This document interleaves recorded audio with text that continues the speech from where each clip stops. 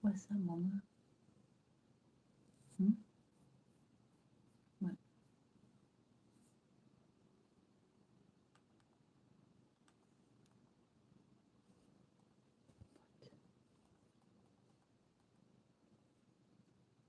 Hmm?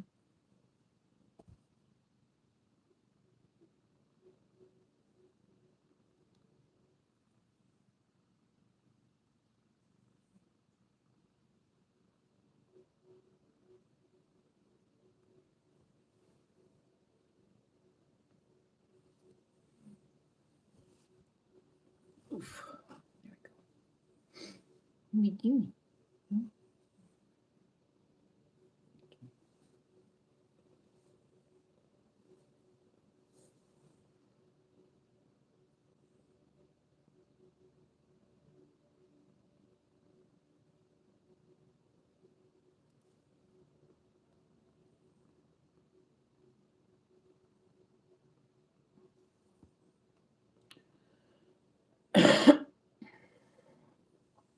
What? Hmm? What are you doing, Big Suck? Hmm?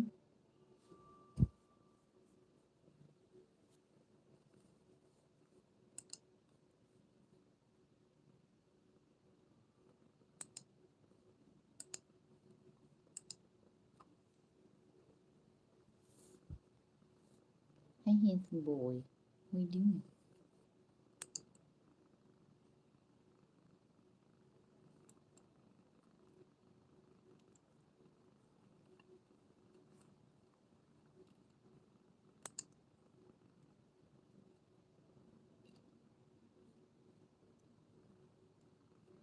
Oh, shit, my way.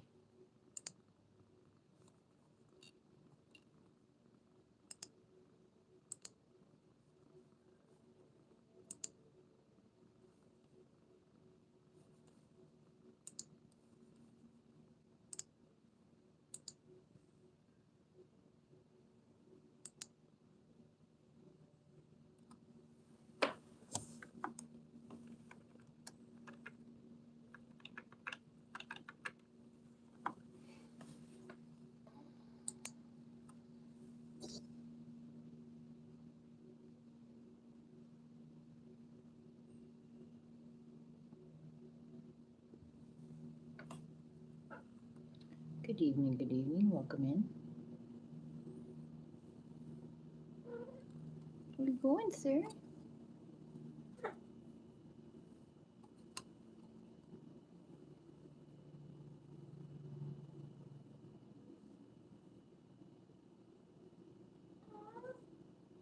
Hello, hello. Welcome in, guys.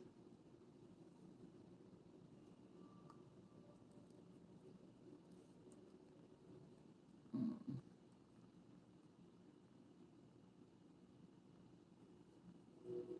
Just a safe space to hang out for people that don't feel okay. Just a chill hangout spot. Talk about everyday stuff.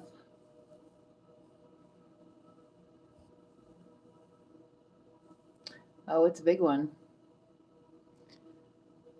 Where do you want me to start?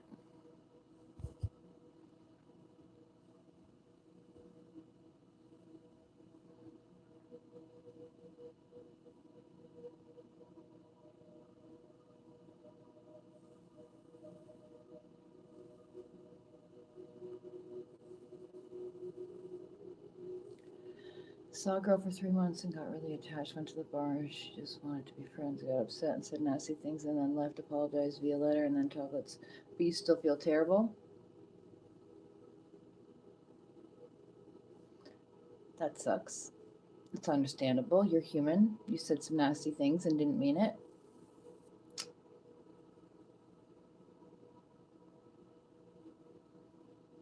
Let the lesson be not to do that again. But I mean, you're human at the end of the day and you're going to say some things.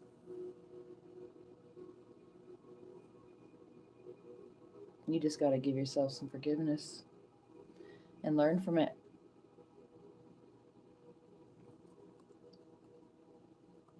When you know better, you can do better. And sometimes we have to have these situations happen in order to find out what's okay and what's not okay.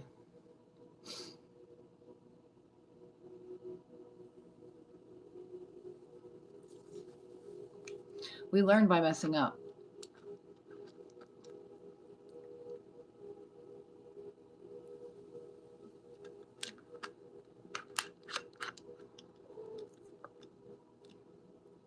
You apologized, you took accountability. That's pretty big.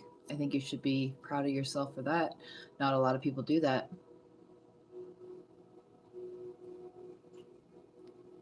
See, it had to happen in order for you to find that.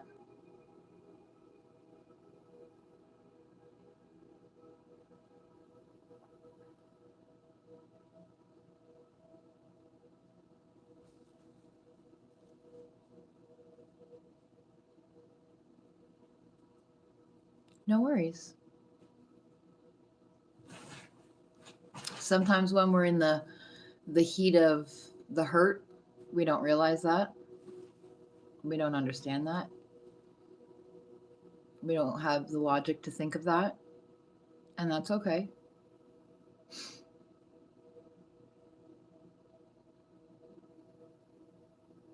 Our logic tends to go out the window when we're stressed out.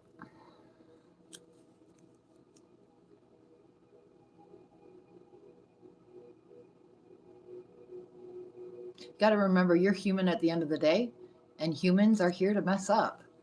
And a true, authentic human knows how to take accountability when they mess up. Absolutely. You should. You took accountability. There's no going back and changing what you did say. So, I mean, if it was meant to be, you wouldn't have said what you said to her, right? I feel like maybe what you went through, you had to learn some personal boundaries about yourself. And unfortunate, she was the collateral damage in that lesson.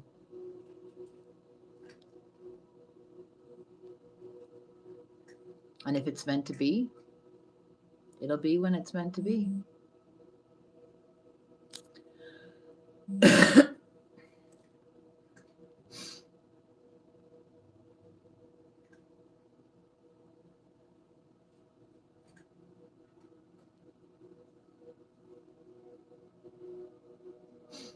I'm proud of you. Mm-hmm. That makes sense.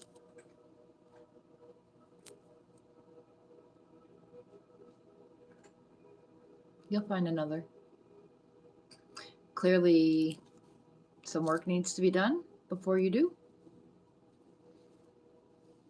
Some forgiveness and some understanding of yourself.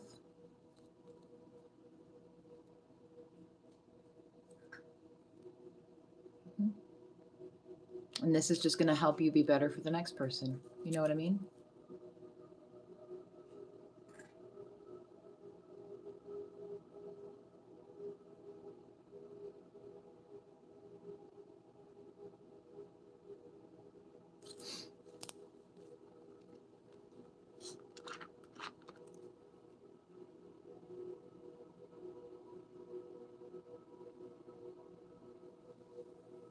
Oh, absolutely, the feelings are real.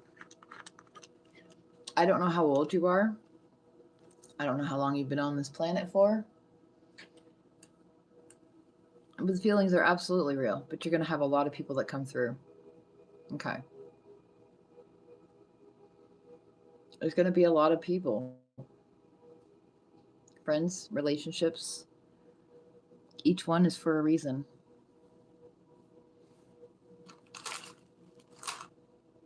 A reason or a season. You're getting to that age where the give a fucks are going away and you're really starting to come into your personal boundaries and understanding of yourself and your authenticity.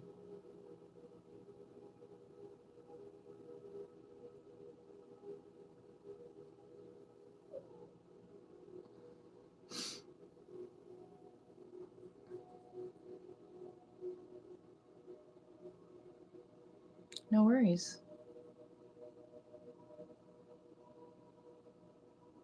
Have a good night.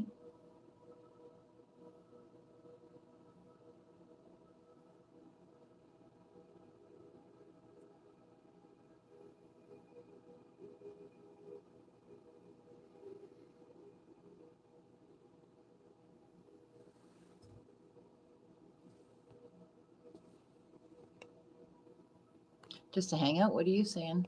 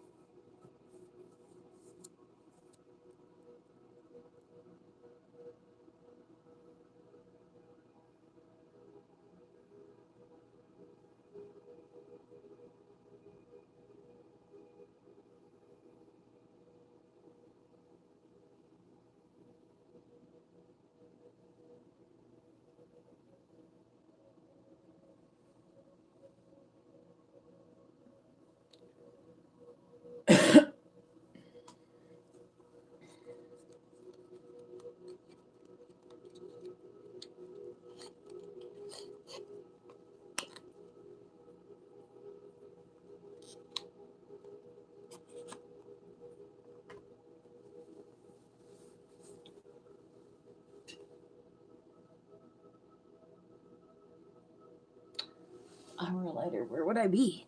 Under my butt. That's where I'd be. Told ya.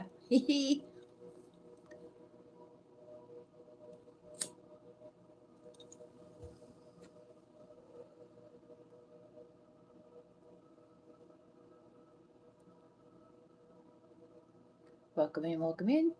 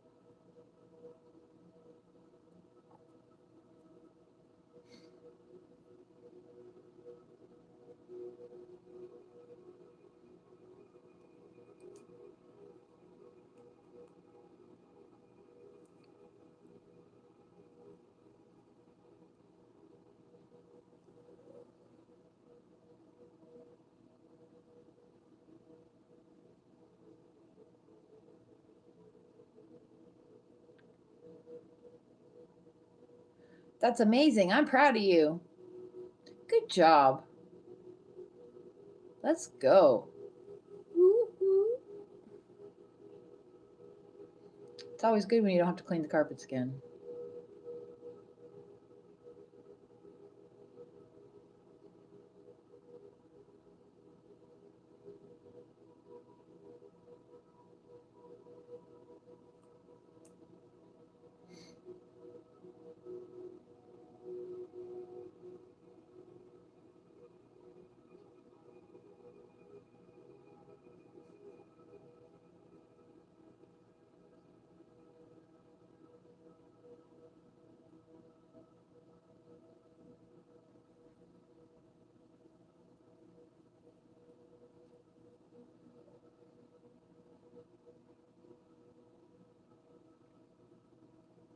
Well, at least you're able to get into the shower and you don't have to walk around with it on you. So that's a bonus.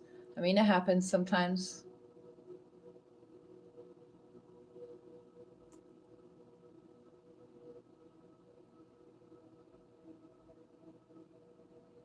I mean, thanks for bringing me in the shower with you. I appreciate it. That's dedication.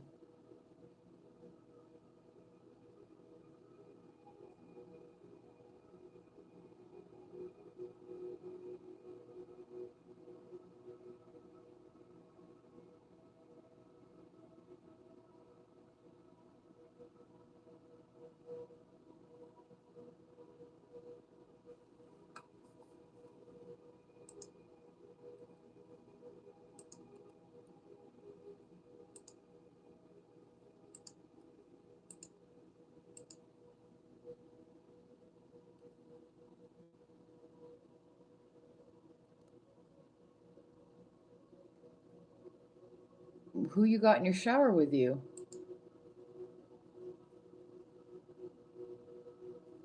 Are you in prison? Are you on a burner phone?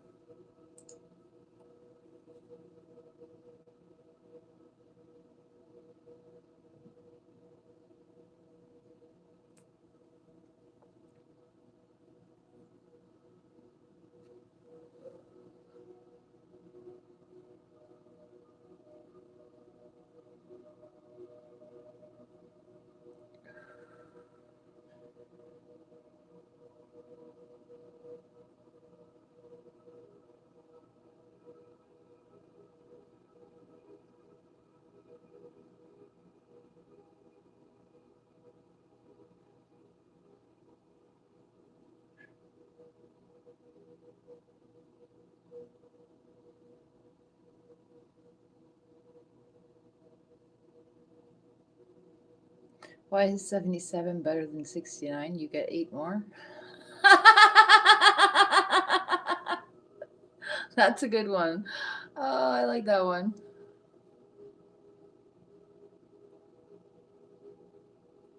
You might want to get that checked out.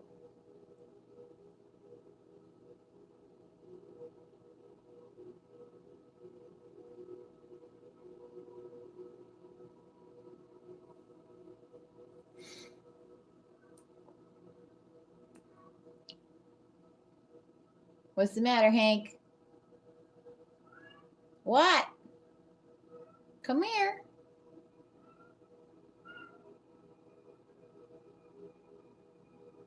He did. He did. Yes, he did.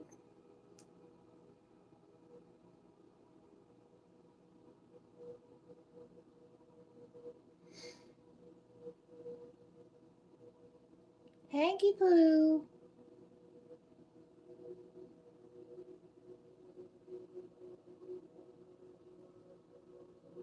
That's a good thing to be grateful for.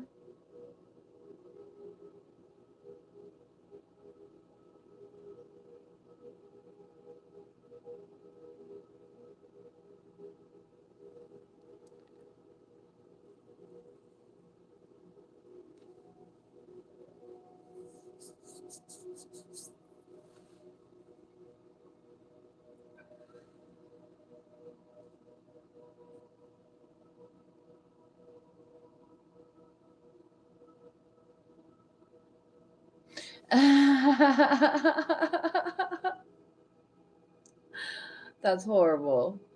Oh my goodness.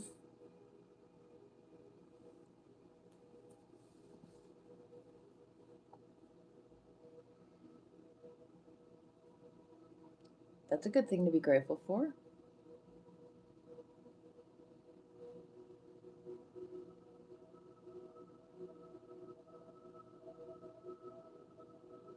I'm grateful for all of you coming in here and liking my live. I appreciate you. And if nobody's told you, I'm proud of you.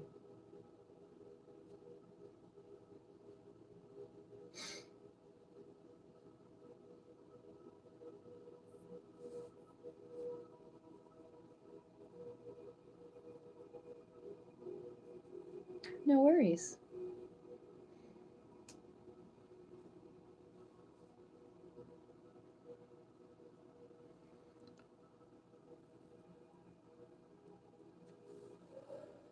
Thank you. Appreciate that.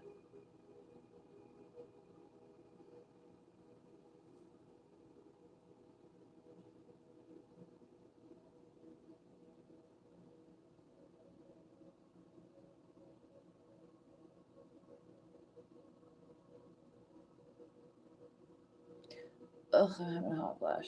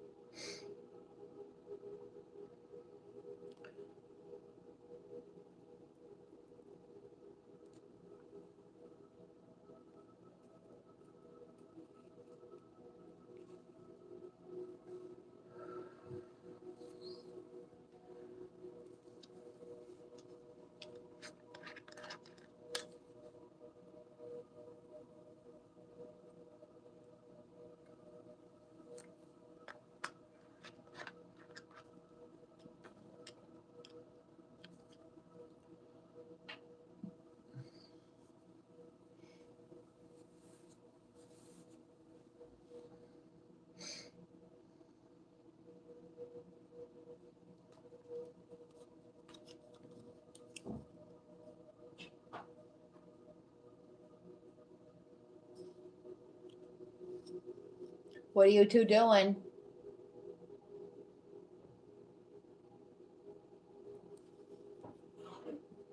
Hey.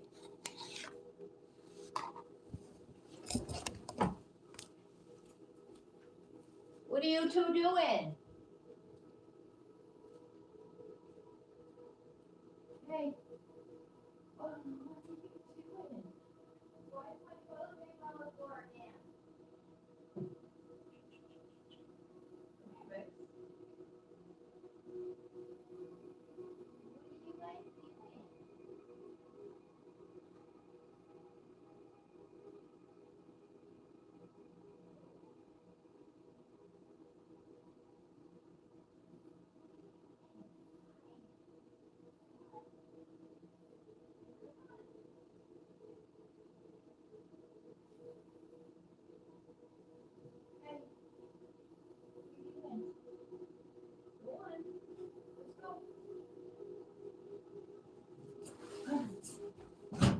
Oh.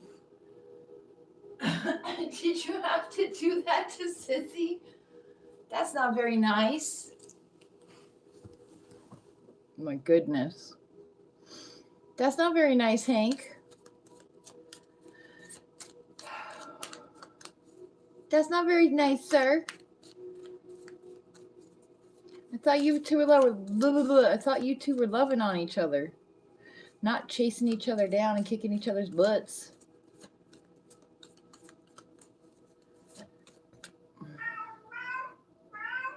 Oh, I appreciate that. They're funny jokes. What can I say? I got some dark humor. I can appreciate some dark humor.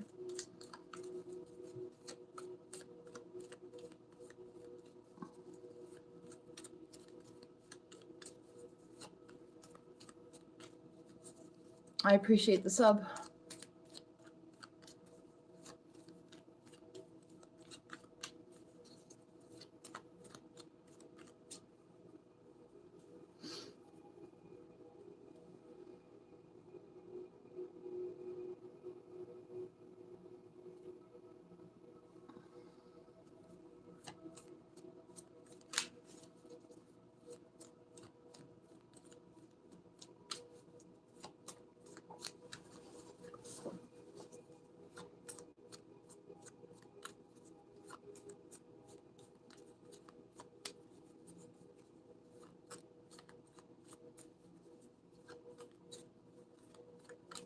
Ooh, I want some different cards.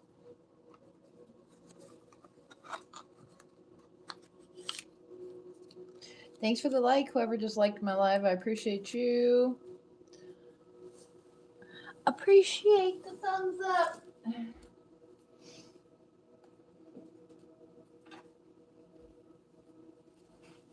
Oh, the cats are back in the bedroom kicking each other's butts again.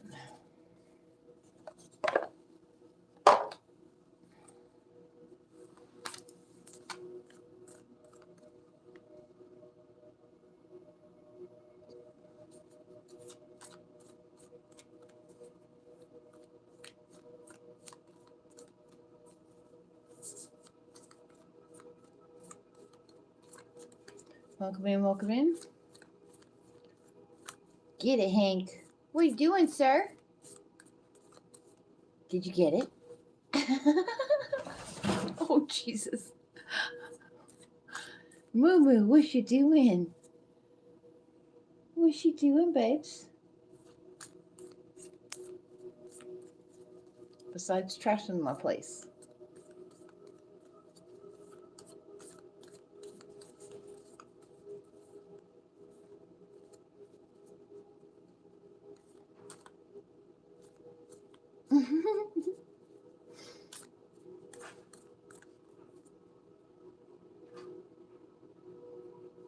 Welcome in, everybody.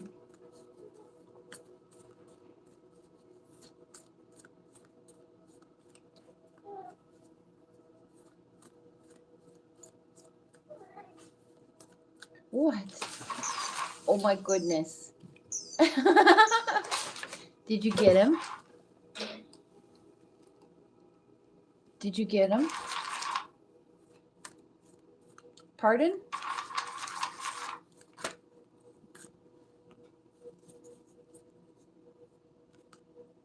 Aw, your pet thinks you're a queen. Your pet is right.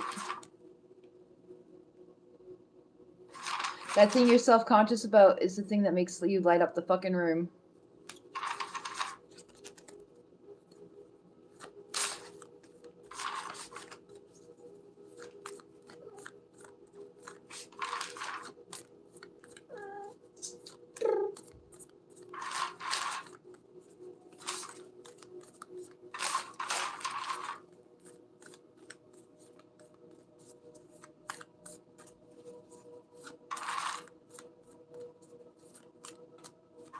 How are you, Kathy?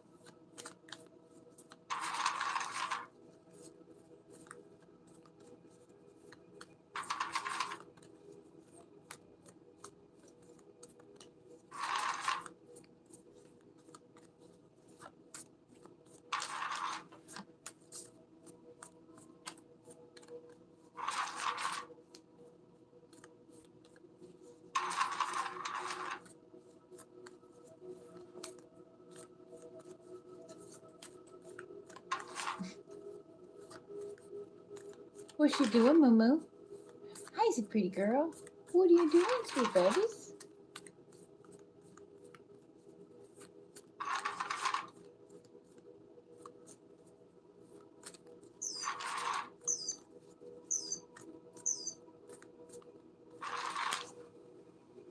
What are you doing, Hanky Poo?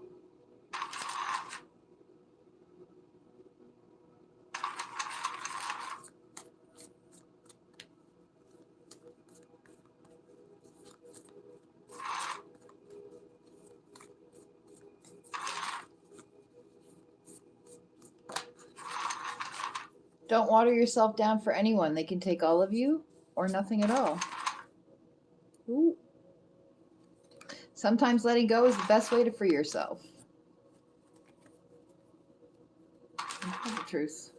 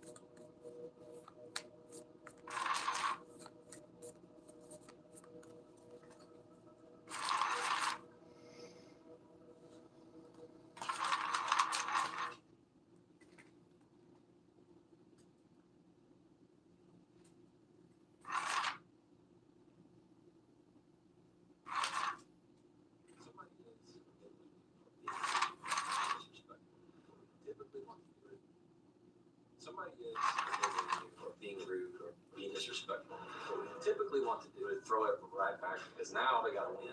Instead of that, here's what I would want you to do. One, you're going to have 5 to 7 seconds of silence. 2, you're going to ask them to say it again because a lot of time in arguments, people take it back. And 3, this is where it gets fun. I want you to say, that's where you're is, because it shows that you're the one in control and they're the ones that are not.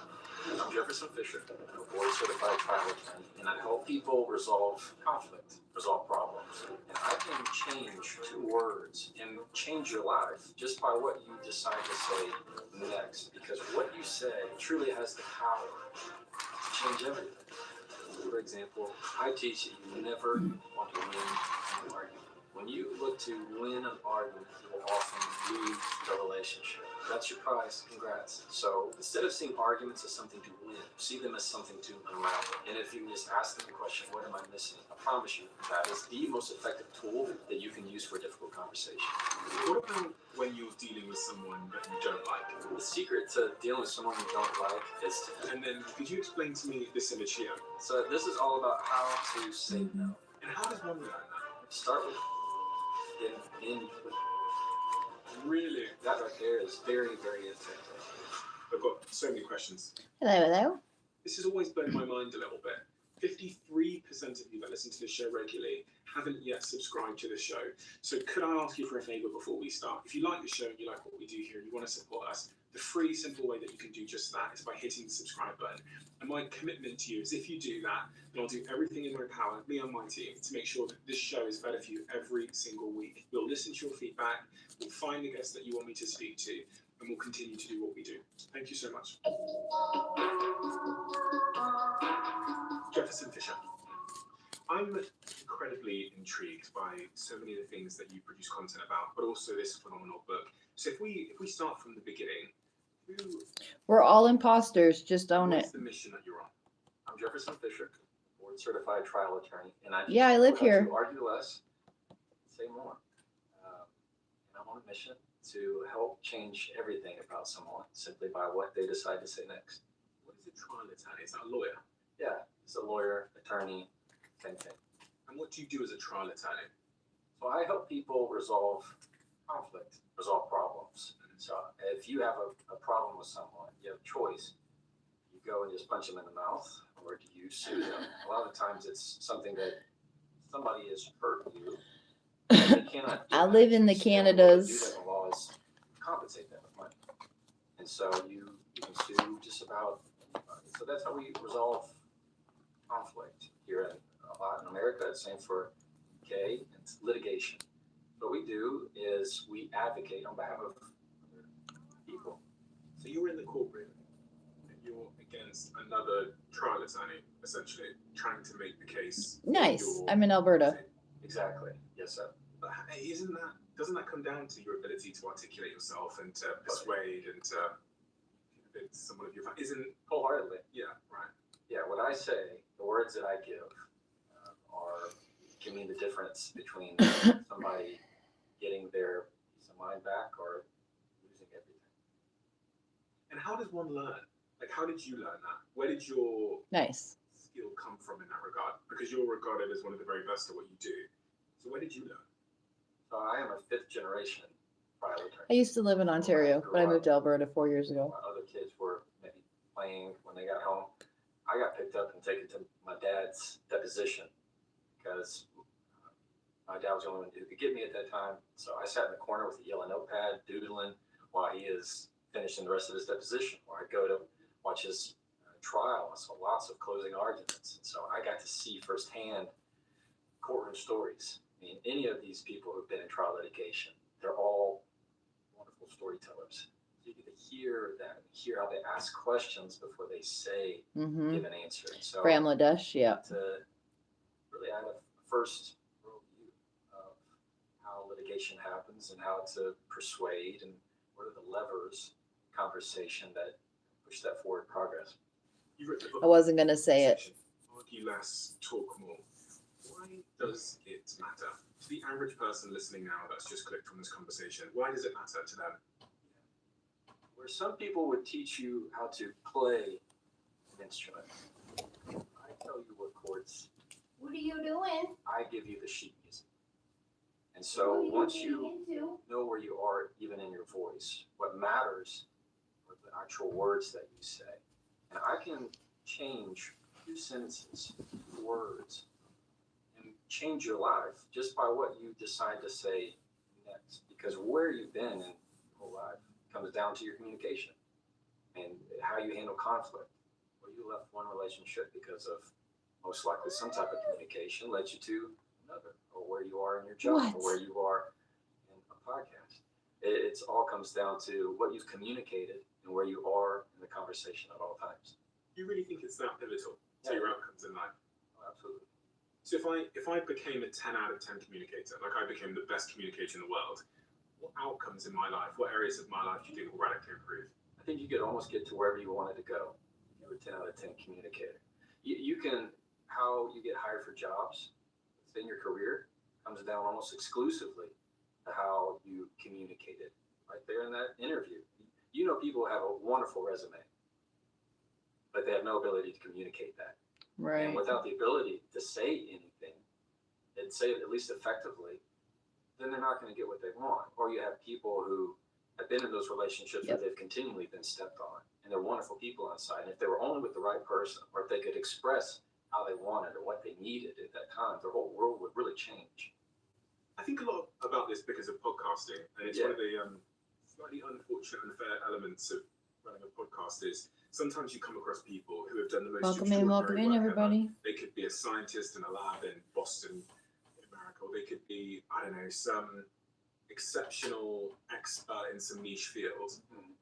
But the reason why they don't get platform on the stage, on podcasts or on TED Talks, whatever it might be, isn't because of their sort of merit. It's purely because of their ability to communicate the ideas.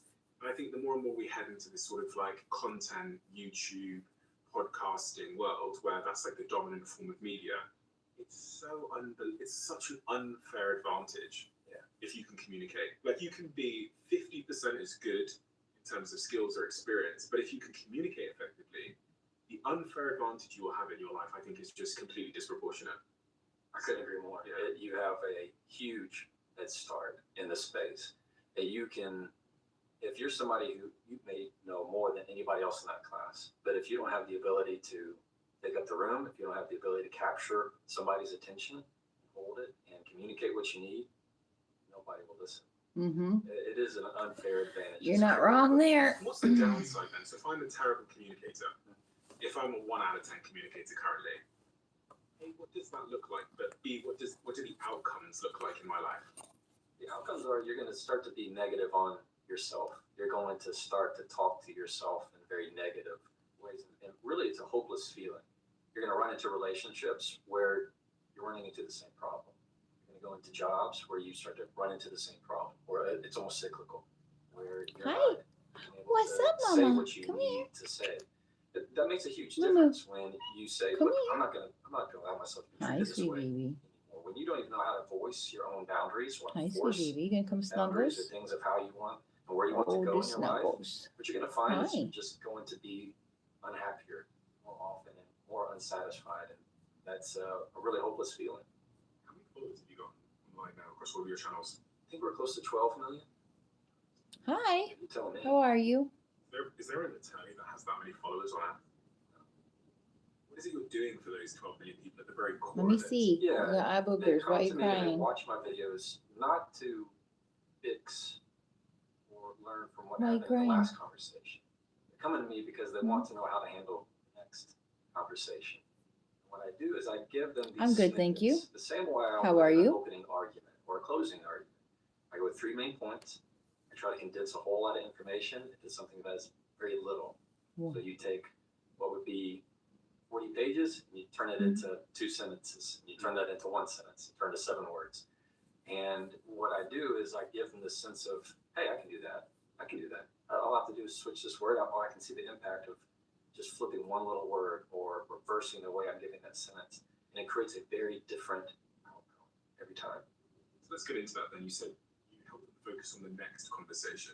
Yeah. What do you mean by that? So often we think of first That's good. impressions versus the next conversation. That's so good. you and I meet the first time, or you meet your date or somebody you first. Yeah, time. right. What? Everything's great. Everybody has their best face on. Everything's wonderful. It's typically that next conversation where something's different. You get to learn if the first impression is the lasting impression. If somebody was really who you thought that they were. You put it in terms of an everyday argument with a spouse. or friend. What? Friction. Hi, sweet babies. Friction ignites, and then you start to both yell at each other, and then you throw insults at each other, and everything gets louder and louder and louder. Eventually, somebody crosses the line, says something they don't mean. What? Hi, sweet And babies. it dies. Don't forget this. I'm out of here. Gone. They leave. You're so silly. Then there's the next conversation, and that one sounds a lot different. silly, Miss The Moo first Moo. one sounds a lot quieter, a lot slower. People say, "What I meant to say was," or I love you. I shouldn't have said that. My I intent love was. Then they start to clarify. They start to apologize. Then they refrain. Oh, I can see how you take it that way. No. What I meant was what they care about in the next conversation is always much different than what they focused on in the first conversation. So the key is, how do you take that next conversation, get it there to be the first one? And where do we have to start to understand this? Like, I want to be a much better conversationalist, and I want to be a much more effective communicator. I want to argue less. I want to talk more. Yeah. I want to be heard more. This is probably How goes reflective work? of most people listening right now. So if I was a student of yours coming in to be trained by you, where is the first place you would start with me? Number one, Yeah. say it with control. And so when you're in an argument with somebody, what happens automatically is your fight or flight starts to take over, even in a little argument, even in the especially in the small ones. If I disagree with you, That's good. your fight or flight kicks in because your body's saying, "Hey, I'm being undermined." Your mind is telling you, "Hey, I didn't like that. What he's saying is different from what I'm saying." You know what? We're going to think of some other things that's going to put that down. Immediately, what I want to do is say something that is going to fight. In other words, I'm going to hurt you. I want to say something that's going to cut you. I want to say something that is hurtful, or you run from it. You've had somebody get on the phone and go, I'm over this, and hang up. Or they go, I'm out of here. You know what? Forget this. And they go and slam the door. That's their flight. That's their. Okay. I feel threatened in this current moment by this conflict, by this differing view. So I need to get out of it. What all do you need decide to advice say on? With control, you make sure that doesn't happen. And it all begins with your breath. All right, that's the key. So what I teach every one of my clients is let your breath be the first word that you say. So we'll run through it right now. That's cool. Yeah. All right, so let's do it an exaggerated one. And what this is called and takes advantage of is a physiological sigh. So what we're going to do is 2 seconds in, through the nose. One more at the top. We go, yeah, okay. How do you feel after you do that? Very relaxed. Yeah, all right, cool. So what we're going to do is get a shortcut to that exact result. This time, we're going to do it, same thing, but don't make the noise. Stop. Through the mouth again. Now, instead of the mouth, only through the nose.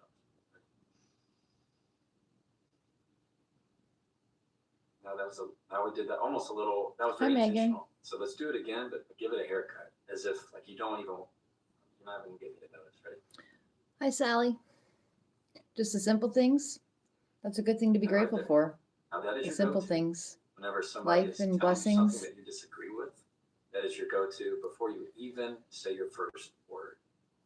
Because it is going to make sure that fight or flight never kicks in. It keeps that analytical side, that logical side in it the whole time. Instead of going, oh, wait, they can't yell at me like that. No, that's a dumb idea. Yeah, I You understand say- that, Angel. Instead of that, that's your fight or flight. You never even gave yourself a chance to breathe. When you breathe, use that, what I call a conversational breath. It allows you to go, I wonder where this is coming from. I wonder why they said it like that. Now it allows you to stay detached from that current moment because you're injecting your breath into it. When you allow yourself to breathe, then it's going to keep you much calmer. So anytime I have a client that maybe is getting a question from an attorney that triggering to them, upsetting to them, it's always the training. Awesome. I said that's awesome. While they're asking the question. You don't need to So yell it be at really me. Curious as to why they're asking that. What's the point that they're trying to prove? Don't look at the surface of the question. What Look about at the God's intent blessings? behind it. Where they Are you trying to grateful teach? for it, or do you need Whenever help I with it? teach them that, it's a very powerful result. And to do that, I have to kind of be comfortable with the fact that there will be a pause between my response and their question. Yeah. Which is quite uncomfortable for a lot of people. You'd think that the more they do it, the better it becomes. In fact, I like it because it tells you that I actually listen.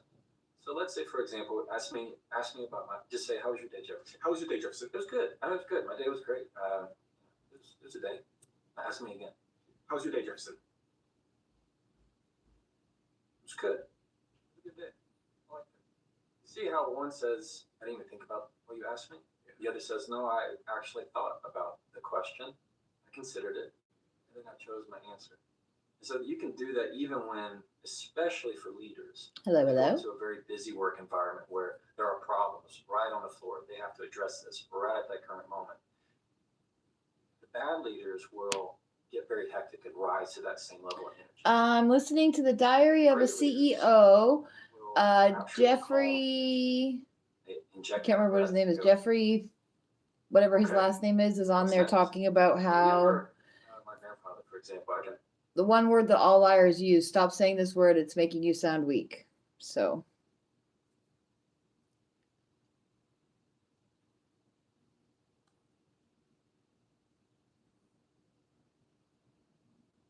awesome, Tenreg. I love that. Awesome.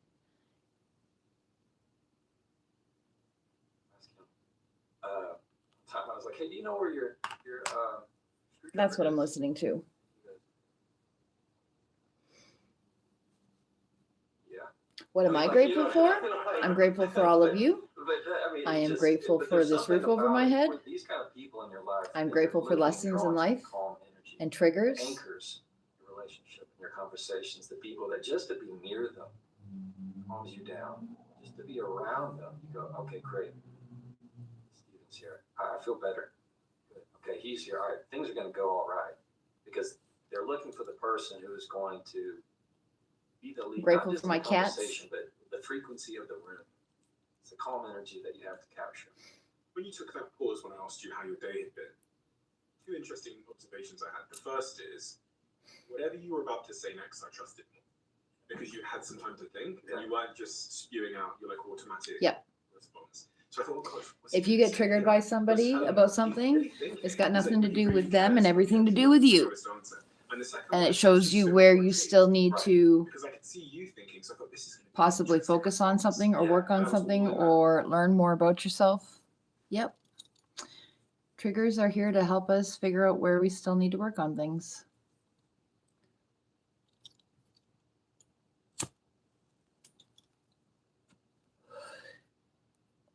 See, I could say something that could trigger you, right? But if I get triggered by what you get triggered by, then that means I still need to work on something. I don't know if I explained that properly. It happens a lot when people project.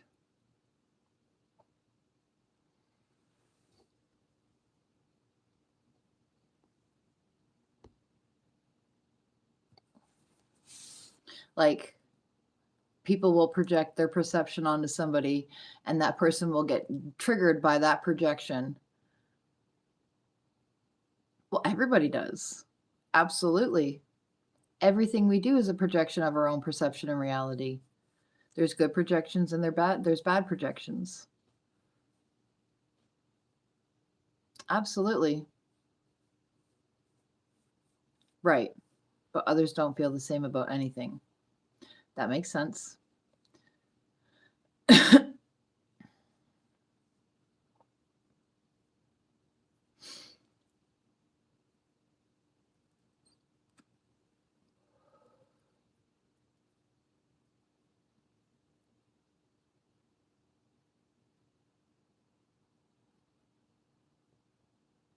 That's a good way. That's a good way of putting it. If you get triggered by my projections, that shows you where you still need to work on something.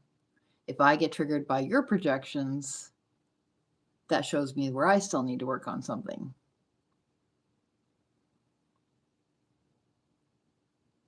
But others don't feel about the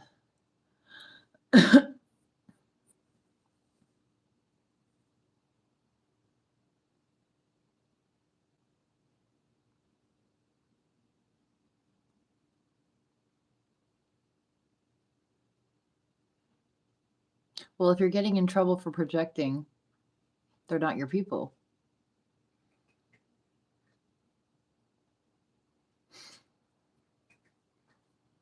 How does it get you in trouble?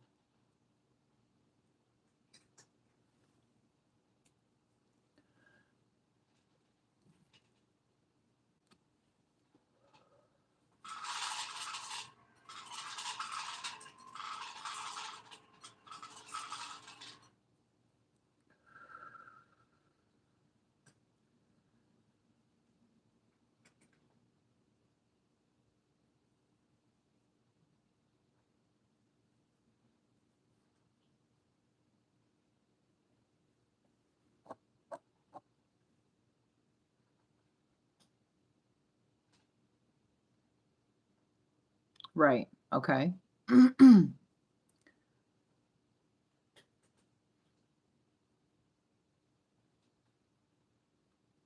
Why do you pick out what you would like if you're buying gifts for somebody else? Wouldn't it make sense to buy what they would like?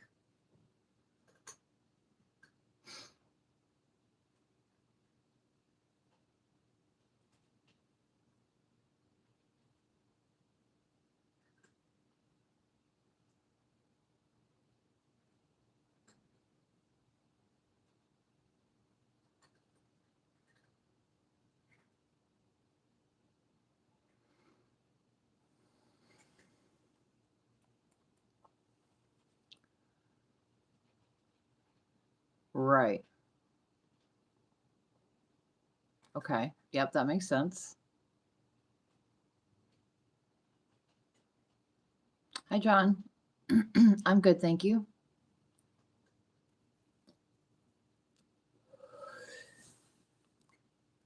Like my best friend, for example,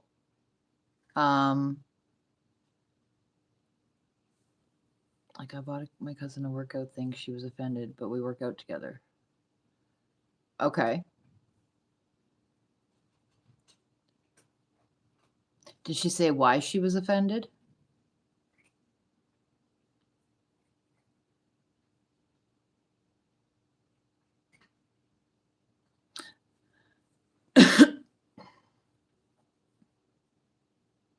I can see why you would buy her a workout thing. It's something you guys do together, so you would think that it would be something that she would enjoy to use.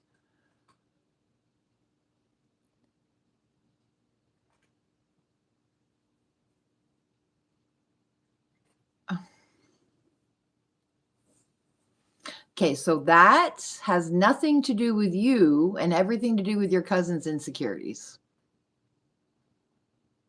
You can look at your cousin and be like, look, we work out together and I thought you might like this and it would be fun.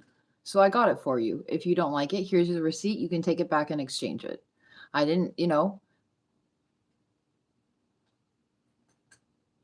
I mean, why would you go and that makes no sense to me. That makes no sense to me. I can see where she gets offended though. But that's her insecurities. So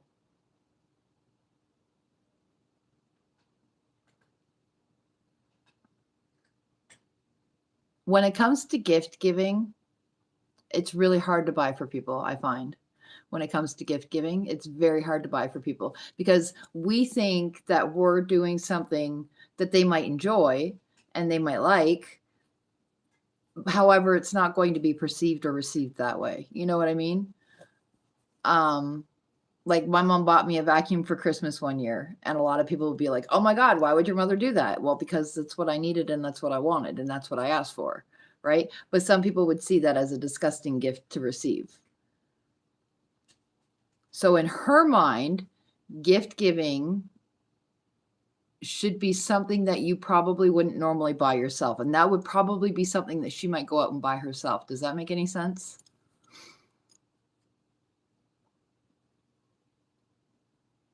Like, I like to give, like, if it's somebody who I know who drives, I'll give them a gas card for a gas station because I know gas is expensive.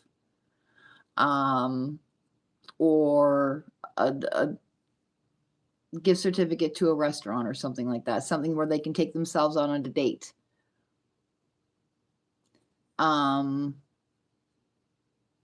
Especially when they're older people. Like, it's hard to buy for people who are adults who can buy themselves their own things. So it's like, how do you buy them something that's not going to offend them, but is still useful? So I usually always fall back on gas cards, coffee cards, stuff like that. Homemade gifts.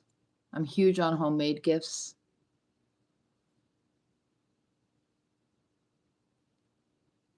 But your cousin, assuming that you're telling her that she's fat, I feel like you would just tell her that she's fat and you wouldn't go to the gym and work out with her if that was the case. Right. Right. That makes sense. See, you're doing things that you think is helpful. However, it's not always received that way.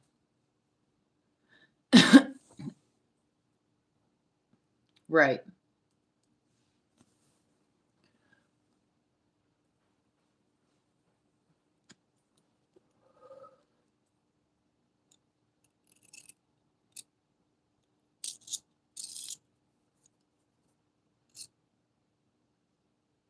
I guess really what that situation taught you was just to be a little bit more mindful, and maybe she's a little bit more insecure than you originally thought.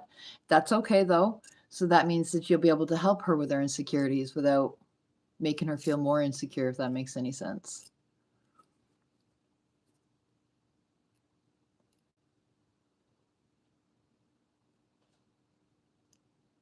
Thank you. I appreciate you.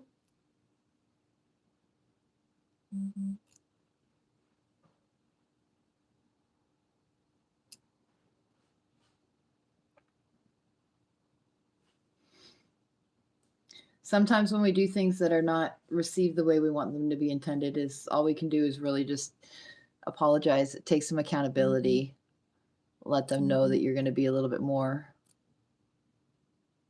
aware, I guess, mindful, and just go from there.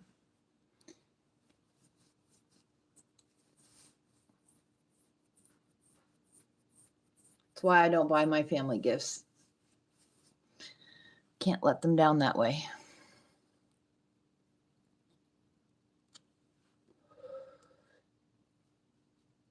You can totally acknowledge their feelings and take some accountability and be like, that is totally not what I intended. I just know that you like to work out and thought this would be really cool for you to add to your collection. Old enough to know better, young enough to not care.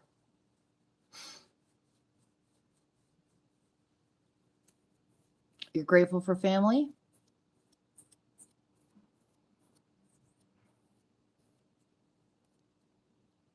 I just use common sense. I don't like the word empath. Empath means that you don't have your own feelings and you feel everybody else's feelings. You avoid your own feelings. I just use common sense. I have too much of it.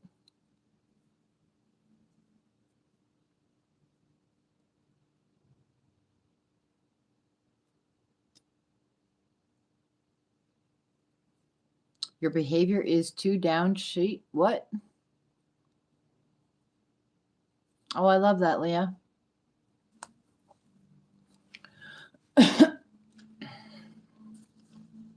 Yeah, I stopped liking the word empath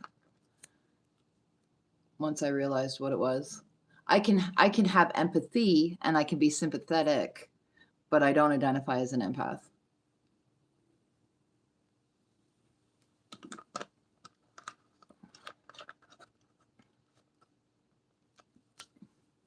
I have a hard enough time feeling my own feelings, let alone other people's.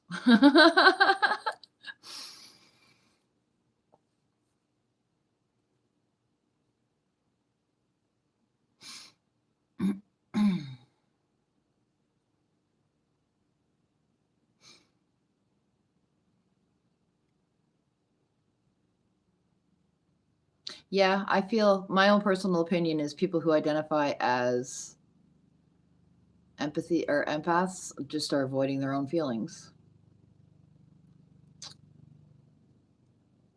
I do a lot of protection work on myself to keep it separate. I just protect myself from feeling other people's energy unless I absolutely need to. I'm still working on figuring out how to do all of that.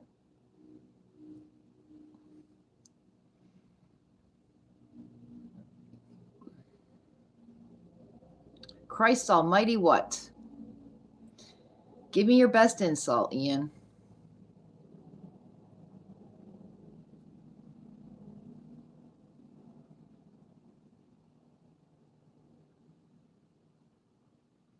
What is it, my mustache? Are you jealous of it?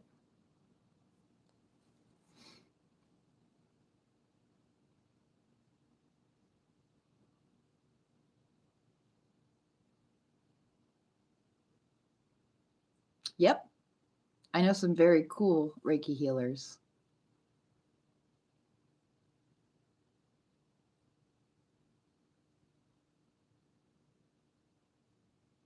They're very talented at what they do. I'm into anything that's holistic and not big pharma.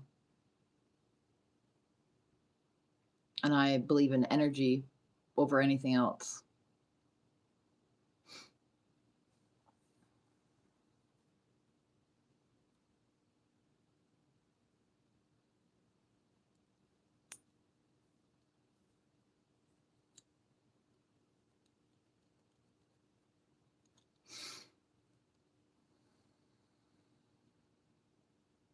Hello. Welcome in, welcome in.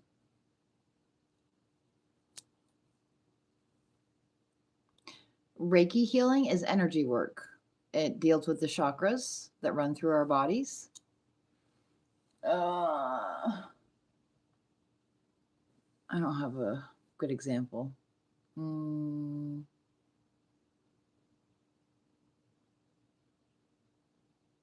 How did I get into doing what I do? I wanted to be a counselor or a therapist, but I don't want to work for the government and be bound by their belief systems. So I just became a sole personal trainer, and being through what I've been through, I can understand where a lot of people are coming through. Doesn't matter what trauma you've been through. Trauma's trauma in my eyes. And I know what it's like to struggle and be alone, and I don't want anybody to ever feel like that.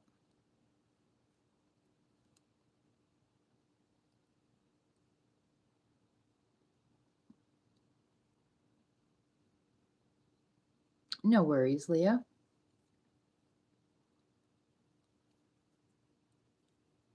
Thank you. It's just the truth. Being a person who's been in therapy for 20 years, it's really hard to talk to somebody who hasn't been through what you've been through. Like talking to somebody who's got book marks is like talking to a librarian.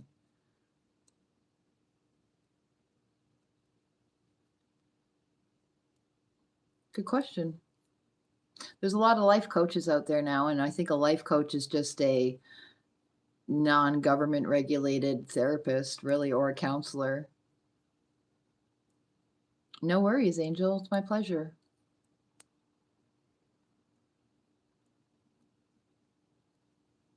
There's so many different therapists out there.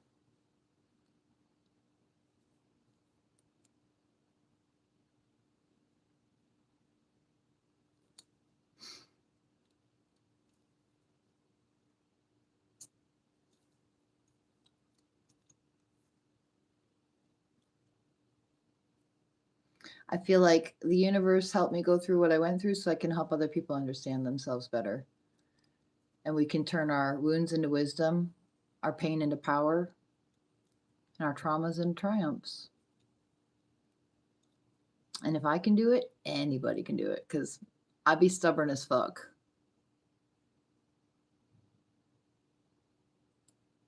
In my area, a lot of life coaches are therapists by education. I notice. How interesting. Life.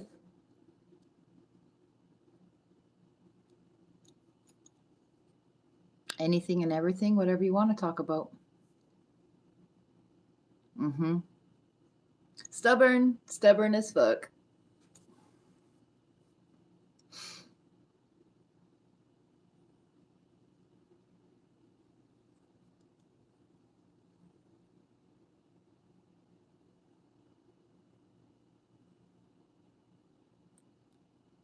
I get more interaction at nighttime, so I think I'm going to start doing nighttime lives, though. I will say that I'm grateful for you nighttime people. You just make a choice. You just make a choice to just not keep living the way you have been. I think God is a label like everything else. Yes, the insomniacs, right? I think God is a label just like everything else. I believe in energy.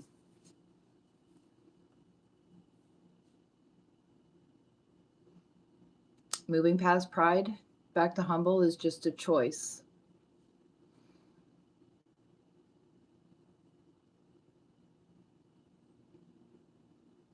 Not wanting to live the way that you've always lived and wanting to do something different for yourself.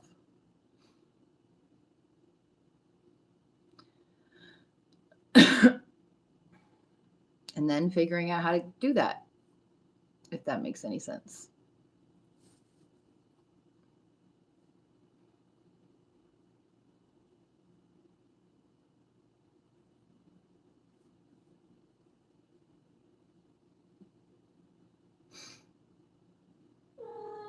What's up, handsome boy? Yeah? Go lay down in the window?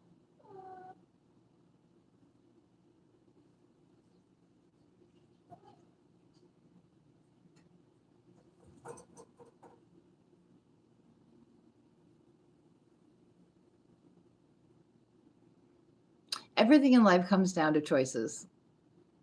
Yes, that was a kitty.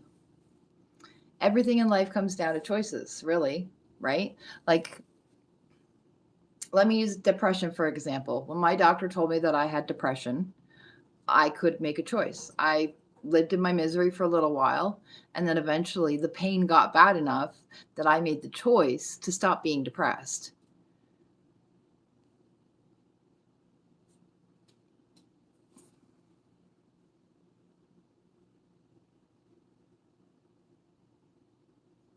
Yes, epic handle name. Those are some very good reasons. And gratefulness. Things to be grateful for. Those are the words I was looking for. Absolutely.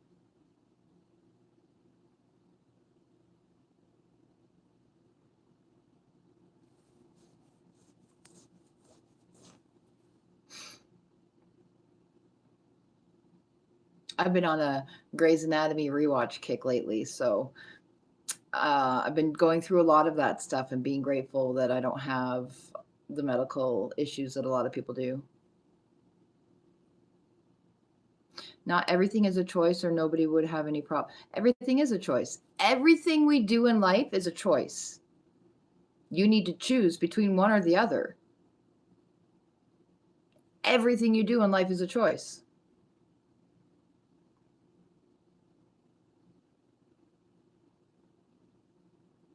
Yes, I am a gay man. I am such a happy man. I couldn't be happier.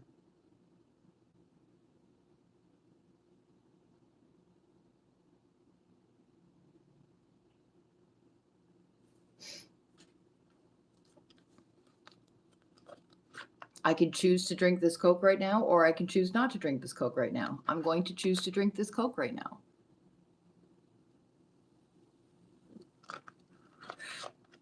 I can choose to hold on to it, or I can choose to put it down. Do I believe in karma? Yes, I do. Yes, I absolutely do.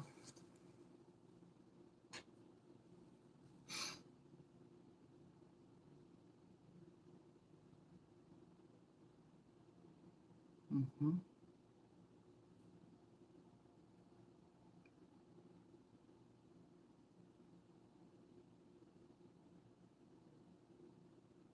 Depression is a normal part of life. 100%, Epic. You're absolutely right. Not everything has to be medicated. 100%. If you are jobless, overweight, shy, whatever, medicating it isn't the answer, but making progress and finding work and a partner, etc. Loving yourself, respecting yourself, finding your worth. 100%.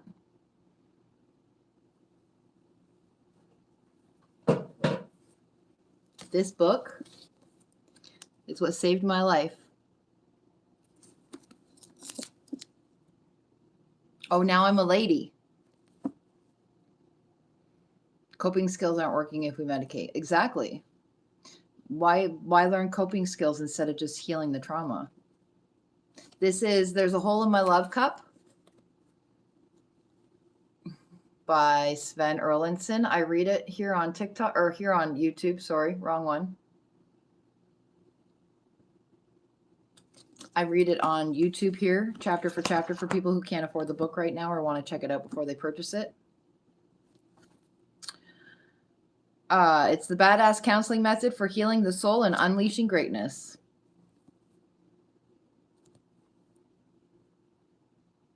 I don't even know what that word means, so I'm going to say no.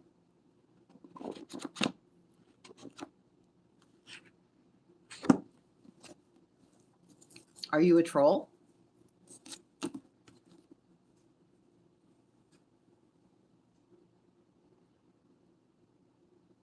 Oh. I don't really have a favorite passage. I like the whole damn book.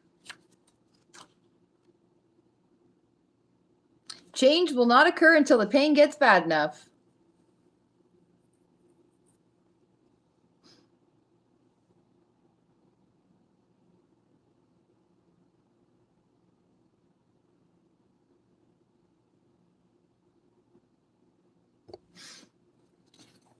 Have a good day, Ragnar.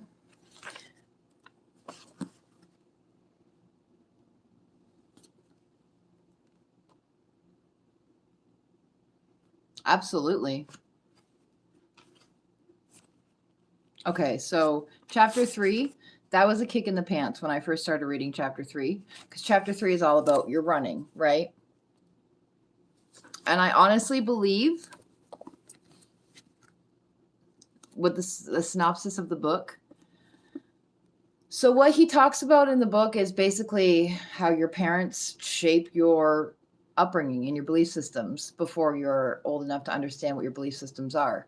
And they get shaped by people who are not you.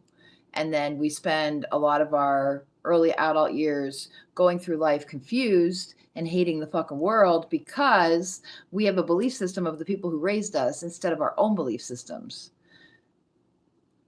So what he does is he walks you through and talks to you about different reasons as to why this happens and how to break up the cement of the belief systems of the people who raised you and put in your own belief systems. This book has done more for me in 6 months than 20 years of therapy.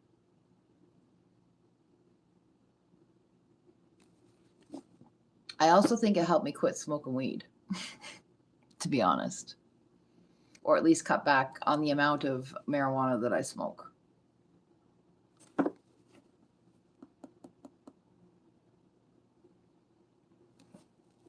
Chapter 3 is your running. Do you want to know the reason you're smoking so much weed? That was the very first thing in the freaking list. Do you want to know why you're smoking so much weed? The book is called There's a Hole in My Love Cup. There's a hole in my love cup.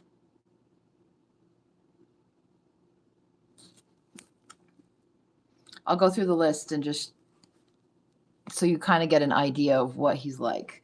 Do you want to know the reason you're smoking so much weed? Addicted to lots and lots and lots of sleep? Surrounding yourself with incessant commotions from crazy kid schedules to lots of dog and animals? From constant appointments to an ever-demanding career? So addicted to your sports teams? Holed up in bed away from the kids' responsibilities, spouse, and life? Having sex with and concomitantly obsessing over another woman's husband or another man's wife, as well as subsequently lying about it, constantly looking forward to the next vacation, trying to constantly get away, shopping, and more shopping, pasted to the couch, watching insane amount of TV, drinking 3 to 4 cocktails every night, working 4 jobs, seriously ODing on porn, working crazy hours week in and week out, year in and year out, betting so much money on football, baseball, and other sports. Meanwhile, missing family events because you're on your cell phone in the other room tracking all the college scores, spending so much time just staying as busy as possible, still caught up in the loop of that eating disorder, overdoing the fitness schedule, ingesting crazy amounts of prescription medications even though your physical health is good, addicted to yoga, going to several classes per day, even every day, pushing as hard as you can on seamless endless caffeine, unable and unwilling to sit still for more than 15 minutes, incessantly in motion, continuing to attract friends and lovers and even family members who hurt you. The simple truth is you're madly engaged in these neurotic paths because you're running. And I was like, well, that's a fucking kick in the pants. Plain and simple, as hard as you can, you're doing everything in your power to run from that tidal wave of pain that has been chasing you your whole life. You're tired and running to keep that lifetime of feelings from rising up inside of you, ringing in your ears and knocking you down. You sell it as running to so much in life, but in truth, you're always running from that great unseen force that you dare not talk about or even take a moment to think about. So terrifying is the nearness in your life.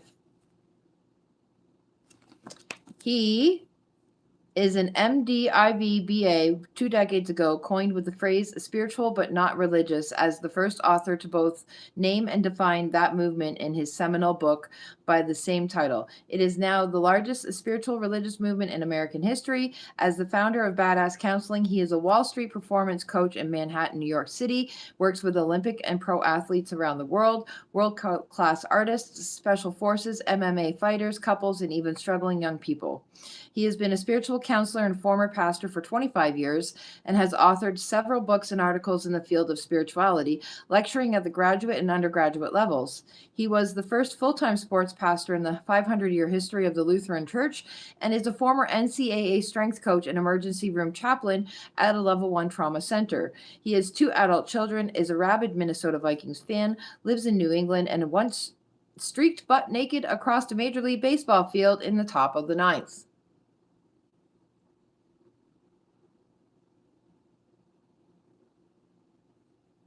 Yeah, no. I love this guy. I love him. He's amazing. He's a badass motherfucker.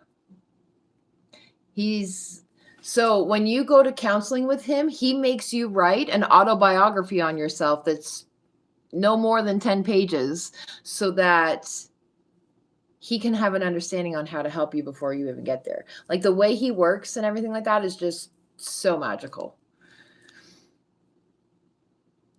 And this book, it doesn't matter if you are, if you believe in God, if you're an atheist, if you're spiritual or whatever, this book will work for you.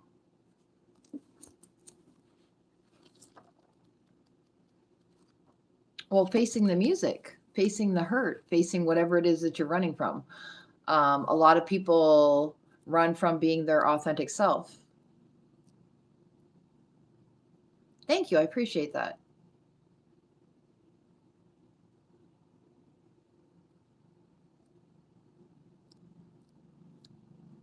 I appreciate that.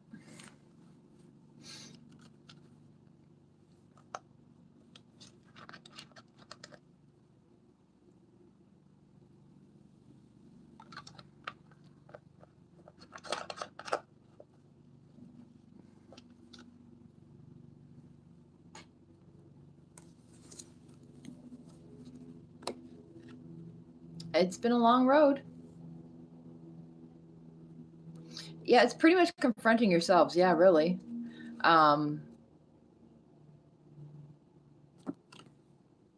come across as insensitive and aggressive sometimes with my healing in the way that I do it because sugarcoating got me nowhere. Being soft with me got me nowhere.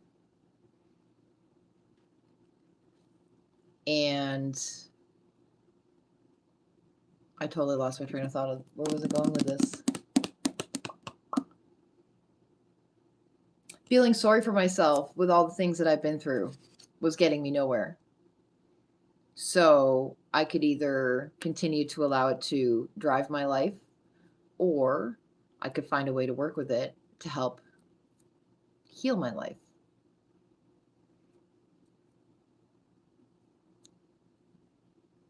You asked me if I believed in karma. the man that I had a baby with, he kidnapped me and held me against my will for 1.5 years. We ended up having a baby, not out of agreement. If you're catching my drift, I don't know what I'm allowed to say on here. 10 years after the fact, he got sucked into a wood chipper. Now, I could hate him for what he did to me, but I'm grateful for what I went through with him. I truly am grateful for what I went through with him. He got sucked into a wood chipper at work, an industrial sized wood chipper.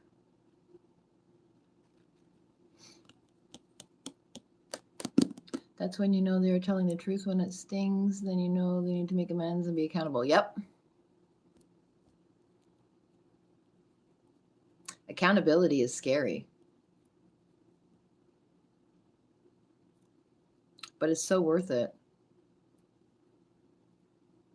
I would much rather people be angry with me for being honest with them than not have any trust in me.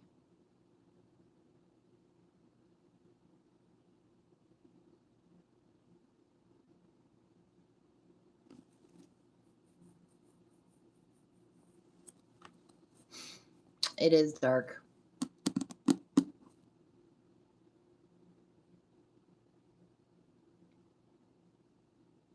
I feel like if I hadn't met him and went through what I went through, I might have ended up being the same type of person that he was.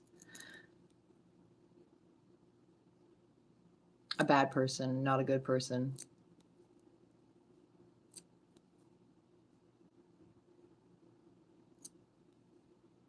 I don't know. I can't explain it.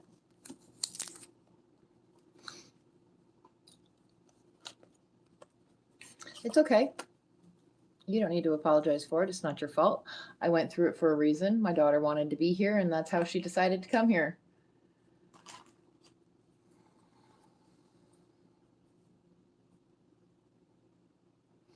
Yep.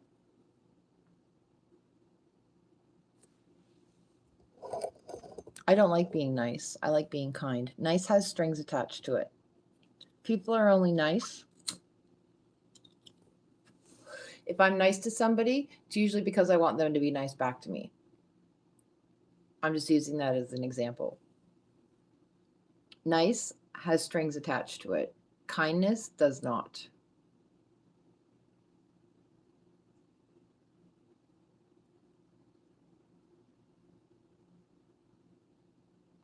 When people in the ward suffer strokes, the first thing the physiotherapist tells them is the good news is that this is the worst you'll feel. Every day gets better from here.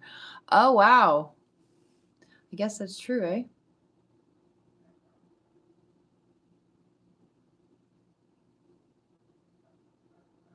I have a card in my tarot deck in my listen bitch. I've beat and won every one of my worst days. Thank you. I appreciate you.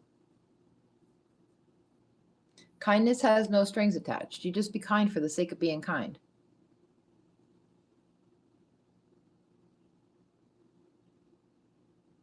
That's an awesome thing to be grateful for, Nettie.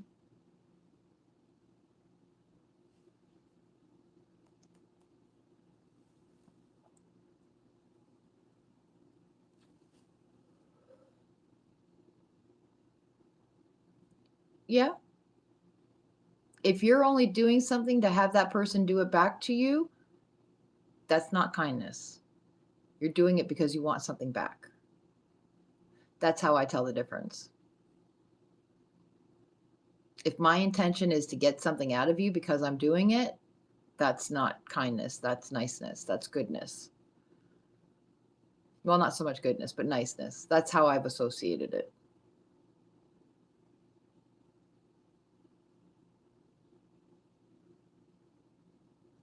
And I mean, it was hard in the beginning to stop being nice, because I could look back and see where I would do that unintentionally, because a lot of the stuff that we do is very unintentional. Every day is a gift of opportunity. There is suffering in this world, and every moment we aren't suffering is another moment to appreciate. But then how do you stop from being a doormat? Some people will take it. how do you stop from becoming a doormat? You cut those people off. The people that take advantage of you need to be cut off. That's where you put your boundaries in place. And when you love yourself enough and respect yourself enough, you have no problems doing that with people. Kunalis, I think I've been noticing a trend lately of what we of society has been focusing on. And I feel like all of us focusing on all of the negativity and all this stuff is what's making it hard for the suffering not to be prevalent. Like there's so much, like if we think back into like what the mid 2000s, there's like all these true crime shows like CSI and Criminal Minds and NCIS and all that sort of stuff. And they all had like justice and conclusions and all the things. But when you come here on YouTube now and you're watching all these true crime podcasts talk about all of these bad peoples and all of these crimes that have happened, there's no justice. There's no conclusion. And we are left watching it and left in a state of angst because of what we've been watching. Because watching that sort of stuff will open up our own traumas and whatnot. So we're not getting any conclusions anymore. So I feel like society is focused on all of the bad so much right now, which is why it feels so big. Not enough of us are focusing on the good. Not enough of us are focusing on the healing. Not enough of us are focusing on overcoming the trauma that we've been through. You know what I mean?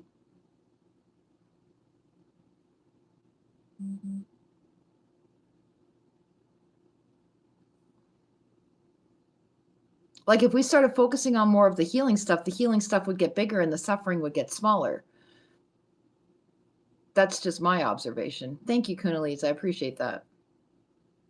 Social media and media in general is a curse, 100%. In real life, a lot of people are wonderful and underappreciated, 100%. Like I sit here and I'm wondering, like, where are all the people who want help being better and want help healing and all that sort of stuff? They're not on the internet, beans. Like that's where they are. They're out healing themselves. And how do you heal yourself? By taking this crap away. That's why I can't find them. And that's why I struggle so much trying to find the people, because once they start to get to the point of wanting to heal themselves, they get rid of social media because they know that it's a hinder on their progress. So it's like I had this revelation about myself the other day.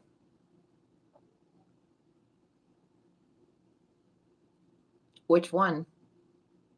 One of them's 25 and one of them's 23.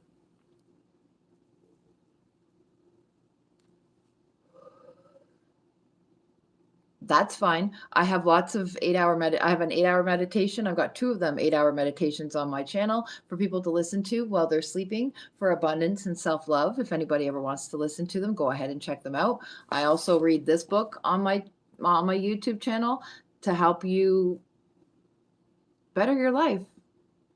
I can give you the tools, but I can't force you to do them.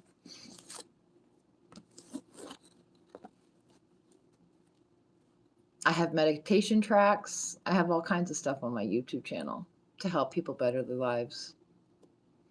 I want to brainwash kids into loving themselves.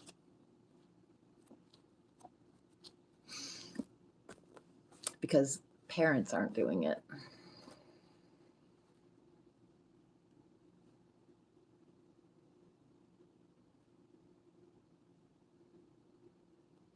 Thank you. I do. I absolutely do. And I didn't always used to. However, I can't love on other people if I don't love on myself. You know what I mean? So that was a lesson I learned a couple years ago. I used to be fake. I used to pretend that I knew what I was doing and talk about what I was doing instead of actually doing it. So now I actually embody it before I talk about it so that I have straight up experience. I want people to understand that they're not alone.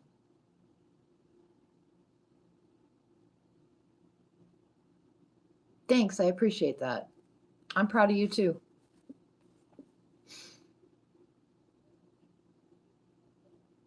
Angel, thank you for telling me to come on at nighttime. I appreciate you. I am so grateful for you today.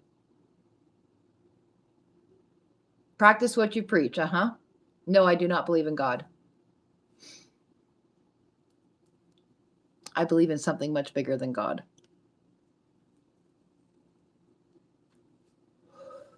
I don't know what that is. It's just bigger than God, and it's not God.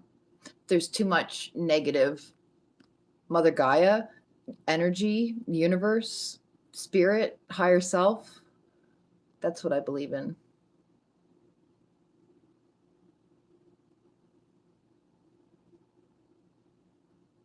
People love drama. The media would much rather cover death and destruction and not the fact that we live in the safest, wealthiest, healthiest time in human history. Exactly. Exactly. People love drama. Mm-hmm.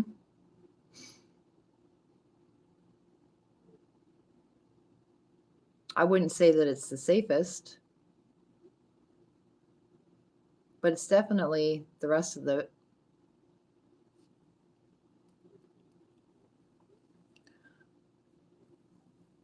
Hmm?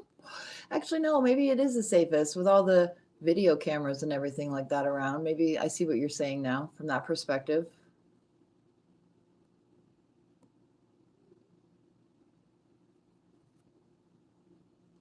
I choose my own religion.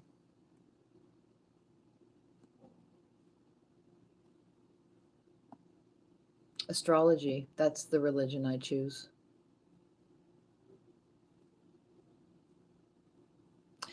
I believe in astrology and the energies that be because God was an astrologer before he was God.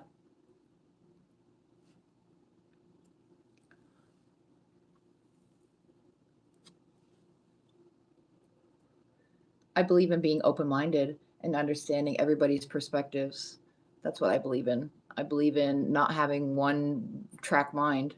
I believe in understanding that there's many different beings on this planet and they all come from different walks of life and they're all going to have their own belief systems because of the way they were raised, what cultures they were raised in. You know what I mean? I try to do my best to be indifferent and be open minded of everybody. Politics and religion are here to divide people. That's my belief. And they're doing a damn good job of it.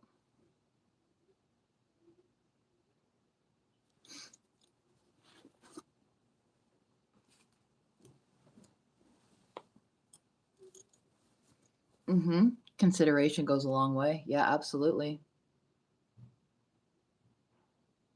You can do something that I don't like. It doesn't mean that I'm not going to like you. That just means I don't like that thing you do. I can understand why you do it, but it doesn't mean I have to co-sign it. You know what I mean? Oh, no, you're in Dubai?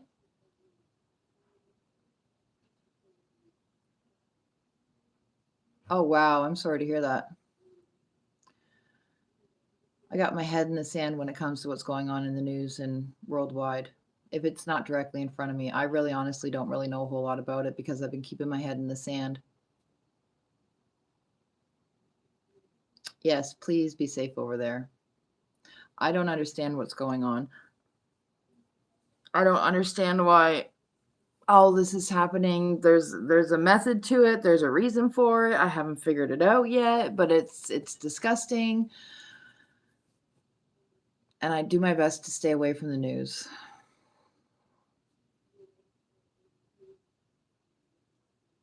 I wish I could just make it all stop.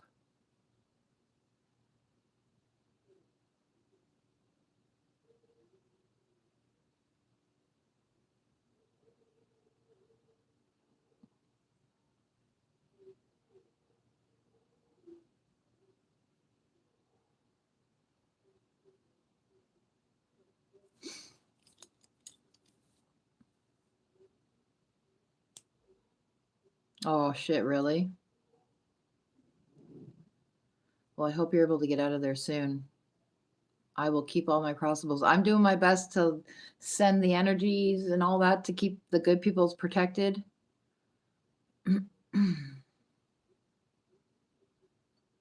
What would you tell an insecure Taurus mother dealing with an insecure Scorpio 14-year-old?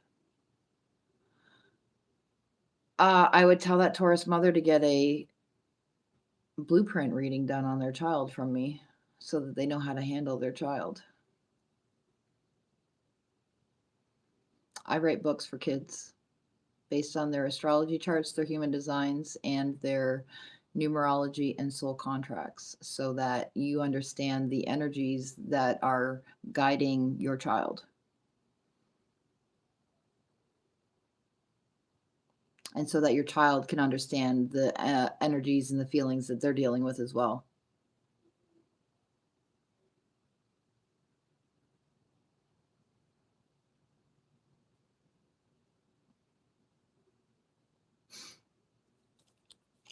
Mm-hmm.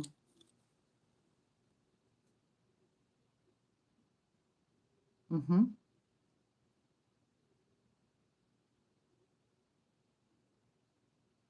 You're grateful you no longer live in a big city? That's good. If you have the ability to get around without being in a big city, that's amazing. I'm jealous of you. I wish I didn't have to live in a big city. Although I'm grateful for my view.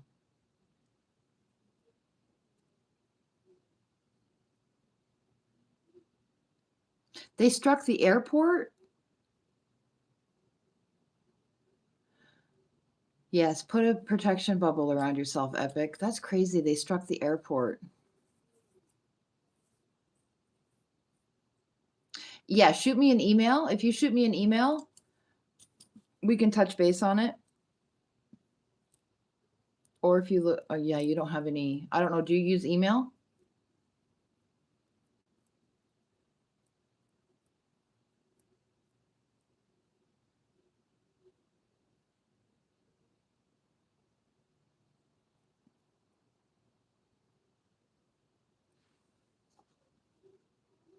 People actually say good morning to you and talk to you out here. It was a big culture shock. I live in a small town called Summerside in Canada. Oh, okay. Yeah, shoot me an email, Angel, and we'll touch base on that.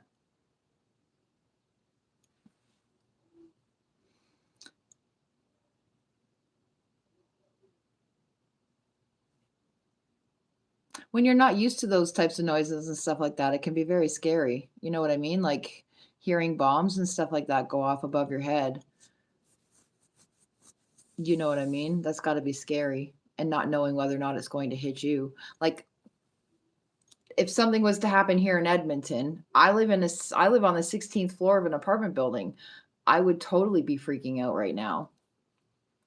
Because if anything was to come overhead, like there's been times where I'll be seeing a helicopter fly by me and I'll be like, just please don't come into my building. Please don't come into my building. Like I have some dark thoughts when it comes to things flying around my building. Because you just don't know. It's scary.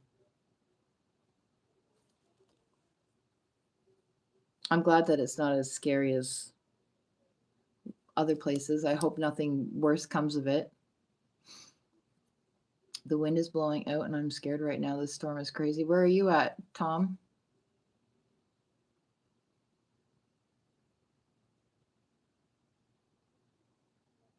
Why is the room called Rebels Reset Room? Because this is just a place for people to come in and reset. And I'm Rebel. Oh, you got a storm happening out in Ireland right now? Good morning to you.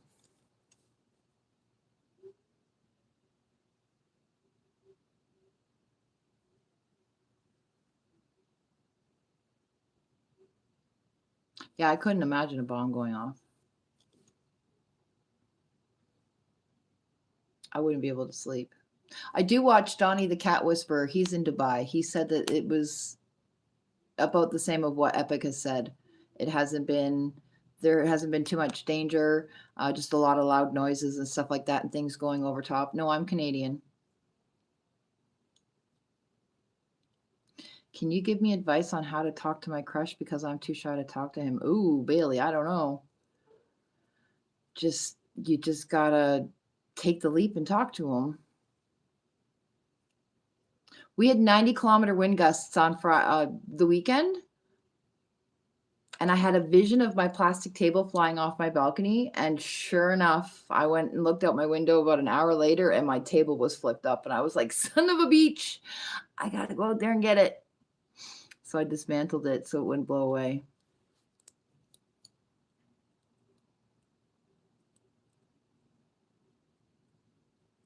Oh, wow. You can tell the difference between those sounds. That's crazy.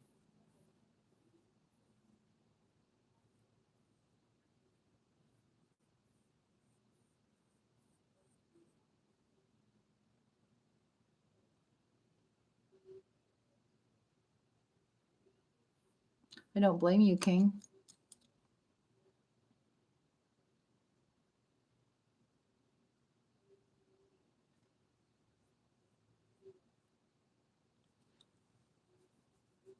Oh, I'm having another hot flash. I mean, it's got its moments. I'm in the midst of going after the government right now in Canada, so they signed a treaty back in 1976 saying that they would provide their residents with ample food and housing, and they're not doing that. So I'm holding them accountable for that now. I started a petition to help get Canadians food stamps. And next, I'm going after them for the housing crisis.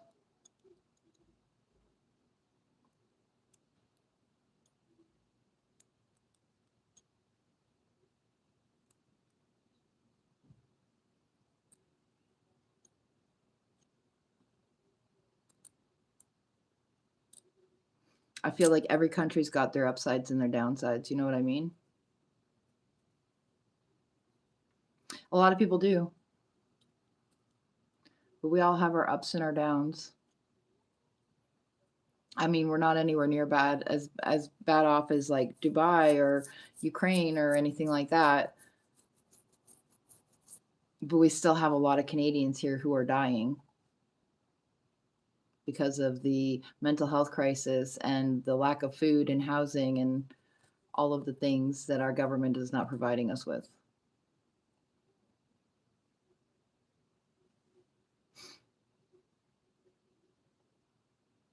Mistrust. I think something might have got flagged. All I see is mistrust.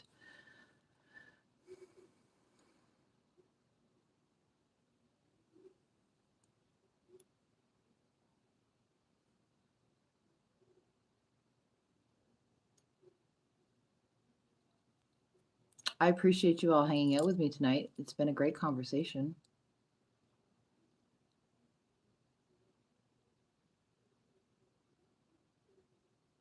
I agree. I agree, King, which is why I'm doing what I'm doing when it comes to this petition on getting us food stamps. Did you know that Canada is like the only country in the world that doesn't provide their people with food? Like not even like the basic necessities, which is crazy to me.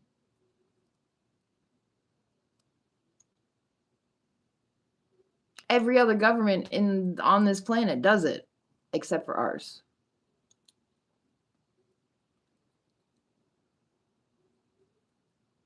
So, I'm do my best to get us some sort of food help.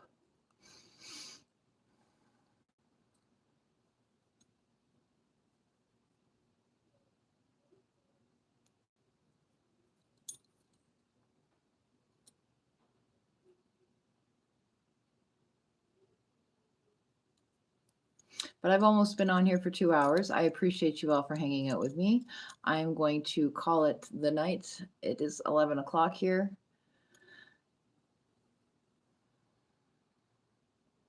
See, that's it. Community fridges.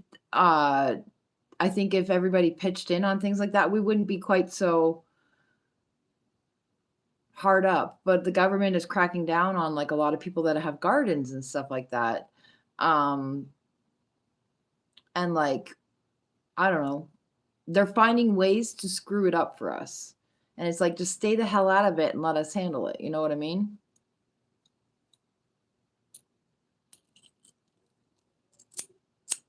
I live in the River Valley of Edmonton. You can't have anything on your balcony. But I will be back tomorrow night if you guys want to hang out again. It was nice chatting with you. I appreciate you, but it is almost my bedtime. So I'm going to go get ready for bed. I hope you guys have an amazing night. Stay amazing, stay awesome. Remember always to keep it real.